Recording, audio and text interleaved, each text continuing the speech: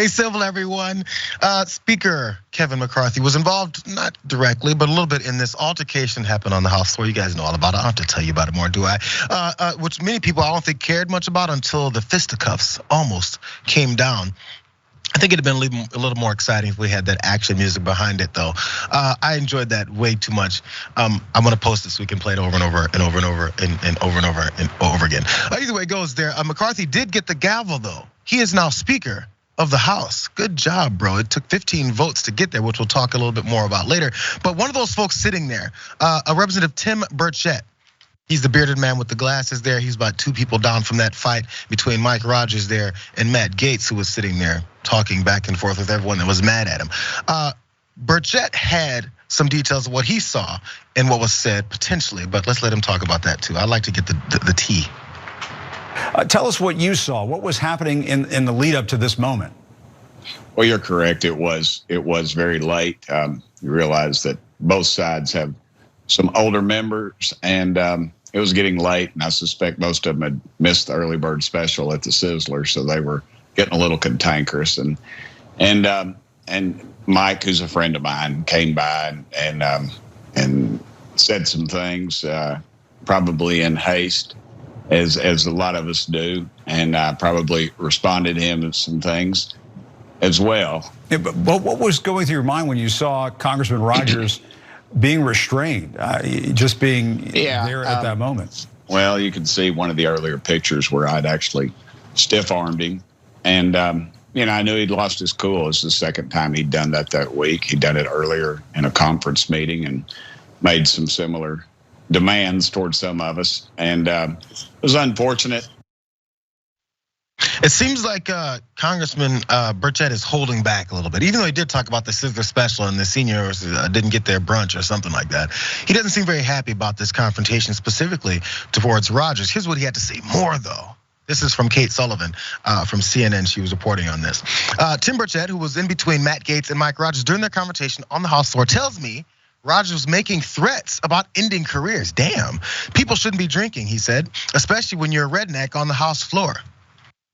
I remember they were saying that Democrats are drinking on the House floor, but let's continue more. He had more to say. He said, I would drop him like a bag of dirt.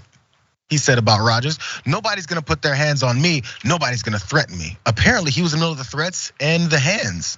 I didn't see it, but maybe this was said. One more, he says.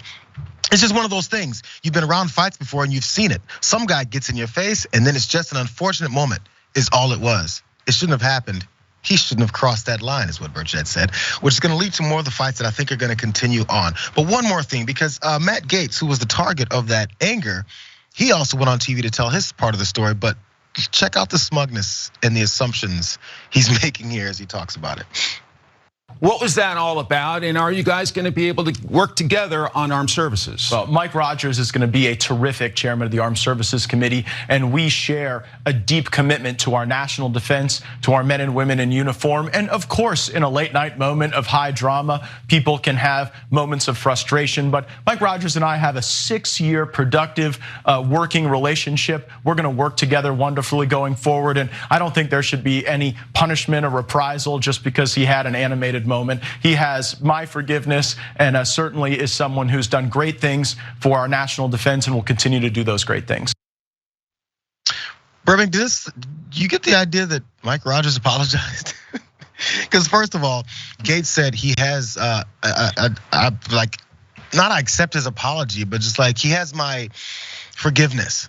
What? I don't think he wants it, but also I think this is gonna go further.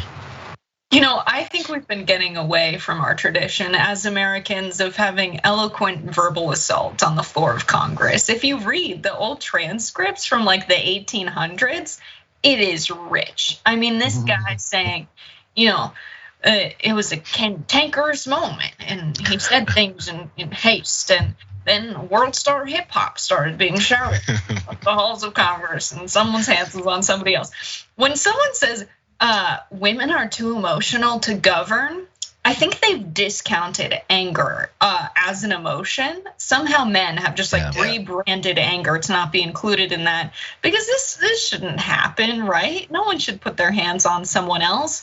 I wish they got this passionate when they were talking about, I don't know, people going hungry in the streets of America, people being unhoused. When they're talking about policy, not when they're talking about their actual careers as politicians. That's what this came to blows over, was people talking about ending each other's careers and personal insults. It's not like they were fighting over disagreements of matters of policy like they used to. And they really did. When we were talking about whether or not to become an imperial nation, they debated for 4 days about annexing Hawaii. And they insulted each other, but it was about passion. It was Mark Twain on the floor of Congress making eloquent speeches, insulting people for being less than human, for saying, we could colonize other peoples and societies around the world. That's the kind of passion that things should come to blows over, not personal insults. As you pointed out, it's great that you point out this way. It's about their careers, ending careers, not about, hey, what do the people of Florida think you're doing, Matt? It's not, that wasn't said. It was, I'm gonna end your career. This is what it's about. The policy discussions are just there as a catalyst to get elected, not to actually follow through or carry out any of these policy decisions, which we're gonna talk about in a second. Some of those things that they've decided to change, some of those rules and things that McCarthy conceded to. How much of those really will come across in that way? I'm not sure how much he's held to those types of promises.